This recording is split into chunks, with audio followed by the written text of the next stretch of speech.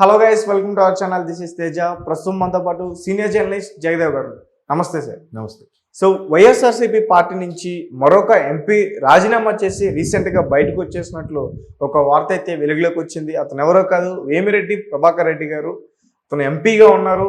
అతను రాజీనామా చేసేసి ఒక పత్రం కూడా బయటికి రావడం కూడా జరిగింది. సో దీని గురించి వేమిరెడ్డి ప్రభాకర్ రెడ్డి గారు ఈ మధ్య కాలంలో వైసీపీ పార్టీ కార్యక్రమాలకి దూరంగా ఉంటున్నారు. అంటే ఇది అందరికీ తెలిసిన విషయమే. అంటే రీసెంట్గా ఇంకో విషయం కూడా బయటకు వచ్చింది. అంటే దూరంగా ఉంటున్నారనే దాన్ని బలపడడానికి ఇంకో విషయం ఏంటంటే, రీసెంట్గా జగన్మోహన్ రెడ్డి గారు ప్రధాని నరేంద్ర మోడీ గారిని కలవడానికి వెళ్ళినప్పుడు కూడా ఆ సమయంలో అక్కడ ఆయన లేకుండా, ముఖ్యమంత్రి వచ్చినప్పుడు రిసీవ్ చేసుకోవడానికి ఉంటారు కదా జనరల్గా, వస్తే అయ్యో పార్టీ అధ్యక్షుడు ముఖ్యమంత్రి, బట్ ఆయన లేకుండా దుబాయ్ ఎక్కడికో వెళ్ళిపోయారు అన్నట్టుగా వార్తలు వచ్చాయి. అంటే మెయిన్ ముఖ్యమంత్రి గారిని కలవడానికి ఇష్టం లేక ఎడమొహం పెడమొహంగా ఉన్నారనే వార్తలు కూడా బాగా వైరల్ అయ్యాయి. సో దాన్ని బలపరుస్తూ ఈరోజు రాజీనామా అంశం కూడా తెర మీదకి వస్తుంది. అయితే ఆయన ముందు నుంచి కూడా వైసీపీ పార్టీని బలోపేతం చేయడానికి, లేదా పార్టీలో ప్రజాప్రతినిధులు కూడా అవసరమైన ఆర్థిక సహాయం చేయడానికి, అన్ని రకాలుగా సపోర్ట్ ఇవ్వడానికి విశ్వ ప్రయత్నాలు చేశారు. అలాగే సపోర్ట్ ఇచ్చారు ఆయనకున్న బిజినెస్ల వల్ల, సంథింగ్. అయితే 2014లో అనుకున్న స్థాయిలో ప్రభుత్వం రాకపోవడం వల్ల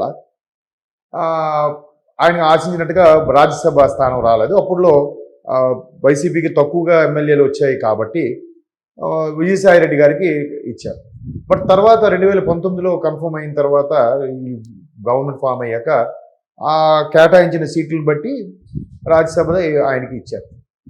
బట్ ఆయన లోక్సభది అడిగారు, ఇవ్వకపోకుండా ఇట్లా ఇచ్చారు. ఆయన మొత్తానికి నెల్లూరు జిల్లా మొత్తానికి ఇన్ఛార్జ్గా ఏదో చేయడము గట్రా చేశారు. అది గత కొద్ది రోజులుగా వైసీపీలో వైనాట్ 175 అనే కాన్సెప్ట్ బాగా నానుతున్న సందర్భంలో ఆయన్ని నెల్లూరు రూరల్ ఎమ్మెల్యేగా పోటీ చేయమని కూడా అడిగారంట. బట్ ఆయన దానికి ఎందుకో నిరాకరించారు.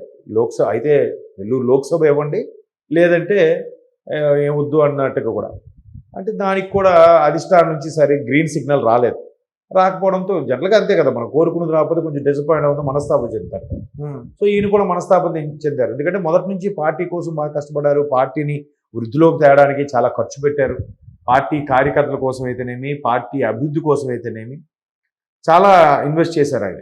సో అటువంటి వ్యక్తి ఆయన అడిగినా ఇవ్వలేదనే ఉద్దేశంతో, మనస్తాపంతో అప్పుడు యాక్చువల్గా అయితే ఇంకొంచెం మనం ముందుకెళ్తే 2014లో వైసీపీ ప్రభుత్వం రాకుండా టీడీపీ వచ్చినప్పుడే ఆయన అప్పుడు టీడీపీలోకి వెళ్ళి పదవిని ఆశించారు.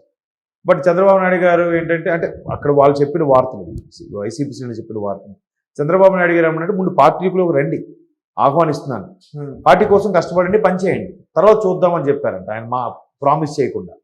సరే ఏంటి ఈయన ఇలా అంటున్నారని చెప్పి మళ్ళీ వైసీపీలోనే కంటిన్యూ అవుతూ మొత్తానికి 2019లో ఎంపీ స్థానం తీసుకున్నారు. సో అక్కడ ఇబ్బందిగా ఉంది, ఇక్కడ ఎలా ఉంది పరిస్థితి, ఇంకా లాభం లేదు. బట్ ఆయన మంచి వర్త్ఫుల్ క్యాండిడేటే. కానీ వైసీపీ ఎప్పుడు ఎలాగైతే మొండి చేయి చూపించిందో ఇంకా కష్టము, మనుగడ కూడా కష్టం. మరోవైపు ఆయననే కాదు, వైసీపీ నుంచి చాలామంది కూడా జంపు జిల్లాలో ఉంటున్నారు కదా, ఎమ్మెల్యేలు ఎక్కువగా వెళ్ళిపోతున్నారు. ఎంపీలు అయితే మనసులో ఉంది, రేపు ఈ మంత్ ఎండింగ్కి, రేపు మార్చి 1st వీక్ ఒక క్లారిటీ వచ్చేస్తుంది. నోటిఫికేషన్ వచ్చాక చాలామంది వరకు కూడా రాజీనామా చేస్తారని, మేబీ రాజీనామా చేయొచ్చు, లేదా సైలెంట్గా ఉండిపోవచ్చు. ఇంకొంతమంది టికెట్ ఇవ్వకపోయినా పర్వాలేదురా మేము పోటీ చేయము అనుకునే వాళ్ళు కూడా ఉన్నారు. కాబట్టి ఆ మీమాంసలో ఉన్న వాళ్ళు కూడా ఓపెన్ అవుతారు. బట్ ముందుగా కొంతమంది అరే ఏమైనా అవకాశం వస్తుందా ఏమో అన్నట్టుగా చూస్తున్నారు. చూద్దాం మరి. వేమిరెడ్డి గారికి అయితే ఆ నెల్లూరులో ఆ స్థాయిలో ఇన్ఫ్లుయెన్స్ అయితే ఉంది, కాదనట్లేదు. బట్ జగన్మోహన్ రెడ్డి గారు ఏం చేస్తున్నారు, ఇక్కడ వాళ్ళని అక్కడ, అక్కడ వాళ్ళని ఇక్కడ షఫుల్ చేస్తూ నెల్లూరు జిల్లా వాళ్ళకి నర్సాపేట జిల్లా వాళ్ళకి కడప జిల్లా వాళ్ళకి కృష్ణా జిల్లా, అట్లా షఫుల్ చేస్తున్నారు.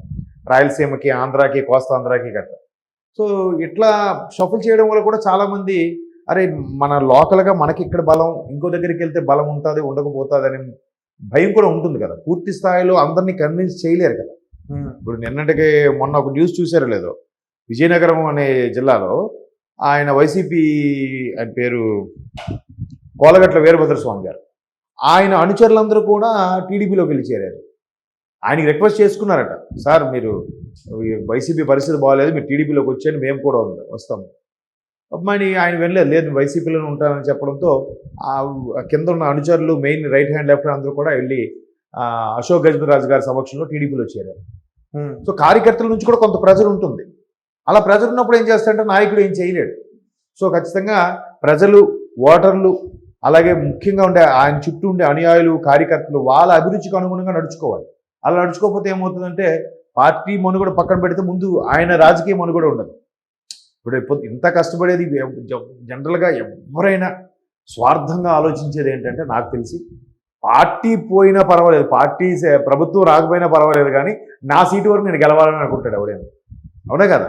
సీటు అదే ఆయన ప్రాతినిధ్యం వహించే ఎమ్మెల్యే కానీ ఎంపీ కానీ గెలిస్తే అవసరమైతే అందులో కంటిన్యూ అవుతాడు, లేదా ఎలాగూ పార్టీ ఫిరాయింపుల చట్టం ఉందే కాబట్టి జంబు జిల్లాలో అవుతారు. సో ఎవరు అలా ప్లాన్ చేసుకుంటున్నారు. ఇప్పుడు వేమిరెడ్డి గారి విషయంలో కూడా ముందు ఆల్రెడీ టీడీపీతో పరిచయాలు ఉన్నాయి కాబట్టి ఏముంది, ఆబ్వియస్లీ వైసీపీలో ఆయన career, political career TDP party నుంచి స్టార్ట్ అయిందా? అది అంత డీప్గా నాకు ఐడియా లేదండి. బట్ ఆయన వైసీపీ హయాం నుంచి కూడా ఎక్కువగా వింటున్నాను. 2014 నుంచి ఎక్కువగా వింటున్నాను నేను, అంటే నా ఎక్స్పీరియన్స్ ప్రకారం నేను చెప్తున్నాను సార్. అలాగే కృష్ణదేవరాయలు కూడా రీసెంట్ గా ఆయన కూడా రాజీనామా చేసి బయటికి రావడం జరిగింది. మళ్ళీ ఆయన కూడా జగన్ గారి సమక్షంలో మళ్ళీ కలవబోతున్నారు అంటూ కూడా ఒక వార్త అయితే వచ్చింది. మరి అది అంటే ఇప్పుడు ముందు ఎలా ఉంటుందంటే, మాకు సీట్ ఇస్తారా, ఎవరా షఫల్ అవుతారా, జంప్ అవుతుందా, ఇక్కడ అక్కడ కల్పిస్తారా, అక్కడ ఎక్కడో కల్పిస్తారా అన్నట్టు ఉద్దేశంలో ఉంటుంది. అట్లా ఉన్నప్పుడు ఖచ్చితంగా వాళ్ళు ఏ పార్టీకి వెళ్దామా, ఏ పార్టీ షిఫ్ట్ అవుదామని చూస్తారు. సో ఇట్లా ఝలక్ ఇచ్చినప్పుడు సరే మళ్ళీ అధిష్టానం దిగు రాకపోతుందా, మళ్ళీ మనకు అవకాశం ఇవ్వకపోతుందా అన్నట్టే ఆలోచిస్తారు. అలాగ ఆలోచించే వాళ్ళు కొంతమంది. ఇన్ కేసు ఇంకోలా కూడా అయ్యుండొచ్చు. ఒకవేళ ఏదైతే వేరే పార్టీకి వెళ్దాం అనుకుంటున్నారో ఆ పార్టీలు కూడా హ్యాండ్ ఇచ్చారనుకోండి అవతల వ్యక్తులు, అప్పుడు ఎక్కడికి వెళ్తారు? అయితే ఇండిపెండెంట్గా పోటీ చేయాలి, లేదా రాజకీయాలు తప్పుకోవాలి. ఇండిపెండెంట్గా పోటీ చేస్తే ఎలా ఉంటుందో చెప్పలేం. ఓట్లు చీలిపోతే గెలుస్తారో లేదో చెప్పలేం. సో గెలుపు మరలా పాత దాంట్లోకి వెళ్ళిపోతే, ఇవాళ ఆళ్ళ రామకృష్ణారెడ్డి గారు కూడా అదే పని చేశారు. మంగళగిరి ఎమ్మెల్యే జగన్మోహన్ రెడ్డి గారి గురించి అన్ని స్టేట్మెంట్లు ఇచ్చారు. ఆయన ఇట్లా ఉంది అలా ఉంది అని చెప్పి మా పార్టీ సభ్యత్వానికి రాజీనామా చేశారు, ఎమ్మెల్యే పదవి కూడా రాజీనామా చేశారు. మళ్ళీ ఇవాళ జగన్మోహన్ రెడ్డి గారిని కలవడం జరిగింది. సో లావు శ్రీకృష్ణదేవరాయలు అలాగే ఉన్నారు. చెప్పలే ఎవరు అంటే టీడీపీ కూడా ఒక స్టేట్మెంట్ ఇస్తుంది ఏముంది. అందుకే ముందే ఇట్లాంటి రెబల్స్ వస్తారు, లేదంటే ఇక్కడ రెబల్స్ వెళ్ళిపోతారనే ఉద్దేశంతో వాళ్ళు ముందే ఒక మా స్టేట్మెంట్ ఇచ్చారు. నా బాబు గారు మ్యాక్సిమం మేము వేరే పార్టీ వాళ్ళని ఎవరిని కూడా ఎంకరేజ్ చేయాలనుకోవట్లేదు, మేము తీసుకోవాలనుకోవట్లేదు. మరీ పార్టీకి డిమాండ్ చేసి అక్కడ ఆ వ్యక్తి బలంగా ఉంటే చెప్పలేము, అలాగని మేము కుటుంబానికి ఒకరినే ఇస్తామన్నట్టు కూడా ఒక చిన్న హింట్ వదిలేరు. అంటే అలా అంటే కొద్దిగా రెబల్స్ తగ్గుతారు కదా, వచ్చి డిసప్పాయింట్ అయ్యి రెబల్ అయిపోయే కన్నా, లేదా ఎందులో ఉంటూ రెబల్ అయ్యే కన్నా ముందుగా ఇలా చెప్పడం వల్ల ఈయనకి ఉద్దేశం ఉంది, ఇప్పుడు అప్పుడే క్లారిటీ వచ్చేస్తుంది ఈ పార్టీ మారుతాడా లేదని. మారిపోయాడు అనుకోండి, ఆబ్వియస్లీ వాడి ఇష్టం. ఇంకా ఇప్పుడు వైసీపీలో కూడా మ్యాక్సిమం టీడీపీ జనసేన మీద అన్ని విమర్శలు, అన్ని భారీ స్థాయిలో బురద జల్లడం చేశారు కాబట్టి ఇప్పుడు టీడీపీకి ఏ మొహం పెట్టుకుని వెళ్తారు? వెళ్ళలేరుగా. అందుకు వీళ్ళకి ఆప్షన్ ఏంటంటే కాంగ్రెస్ ఒకటే కనిపిస్తుంది షర్మిల గారి నాయకత్వంలో. అయితే షర్మిల గారి నాయకత్వంలోకి వెళ్తున్నారు, లేదా మళ్ళీ బ్యాక్ టు పెవిలియన్. ఇంకొంతమంది అయితే ఎట్లాగో ఓడిపోతాం, ఎందుకు లేరా బాబు, మన పని మనం చేసుకుంటూ చాలు, మన బిజినెస్ మనం చేసుకుంటూ చాలు అన్నట్టుగా ఉన్నారు. సో చూద్దాం వేమిరెడ్డి గారు విషయం ఎంతవరకు. బట్ వేమిరెడ్డి గారు మంచి ఇండస్ట్రియలిస్టు, ఆయన పార్టీ కోసం కూడా చాలా వెచ్చించారు కాబట్టి అటువంటి వ్యక్తుల్ని పార్టీ వదులుకోకూడదు. ఎందుకంటే రేపు ఫండింగ్, రేపు విషయంలో ఆ పార్టీకి సపోర్టు అన్నీ ఉండాలి కాబట్టి. సో మరి ఇప్పుడు వేమిరెడ్డి గారు కూడా వైసీపీ ఝలక్కిచ్చి టీడీపీలోకి వెళ్ళబోతున్నట్టుగా వార్తలు వస్తున్నాయి. ఆల్రెడీ సోషల్ మీడియా వైరల్ అవుతుంది, బాబు గారితో మాట్లాడారన్నట్టు కూడా వస్తుంది.